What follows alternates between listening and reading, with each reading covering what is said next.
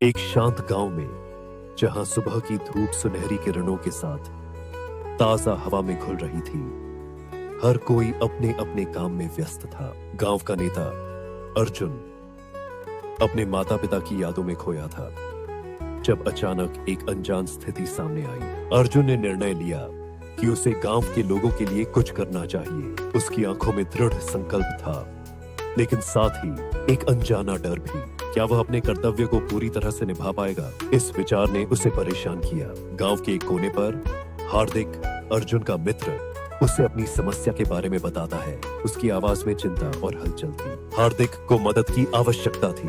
क्या अर्जुन वह सहायता प्रदान कर पाएगा? अर्जुन ने अपने मन को दृढ़ किया और हार्दिक का साथ देने का निश्चय किया। वह समझ गया था कि अकेले कुछ नहीं किया जा सकता जब तक सब एकजुट नहीं होंगे।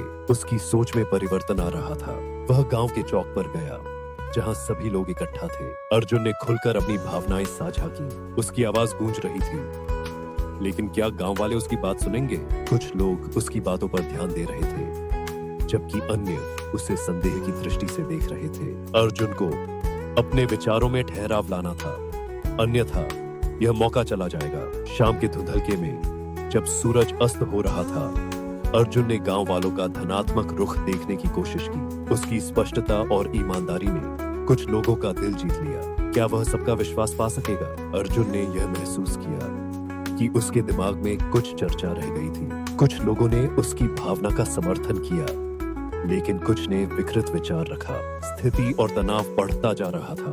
अर्जुन ने अपनी बात को और स्पष्ट करने का निर्णय लिया। उसने एक उदाहरण दिया जिसमें दिखाया कि यदि प्रत्येक व्यक्ति अपने कर्म पर ध्यान केंद्रित करे तो गांव प्रॉस्पर कर सकता है। सामने आई एक महिला जिसने आशंका के साथ उसे देखा। उसे यकीन था कि उसने कभी किसी को अपनी समस्याओं से उभरते नहीं देखा। अर्जुन को उसका ध्यान खींचना पड़ा। अर्जुन ने हल्के स्वर में उसे समझाया, आपकी कहानी भी एक कर्म है। अगर आप अपने करियर के लिए डर गए तो आप अपने परिवार को परेशान करेंगे। भी उसकी बातों में एक अनजाना असर था। महिला के चेहरे पर अचानक बदलाव आया। उसकी आंखों में संकोच था, लेकिन अंदर छिपा हुआ आशा भी। क्या अर्जुन को सफल होने का एक मौका मिल सकता है? उसी समय एक बुजुर्ग व्यक्ति ने सामने आकर कहा, मैंने अपनी जिंदगी में बहुत संघर्ष देखे हैं। तुम हौसला मत हारो, मैं तुम्हारे साथ हूँ। इसने अर्जुन को मजबूत बनाया। गांव वाले अर्जुन के चारों ओर इकट्ठा हो गए। उन्होंने अपनी शक्ति को महसूस किया। अर्जुन ने जोश से उन सभी को उत्तेजित किया।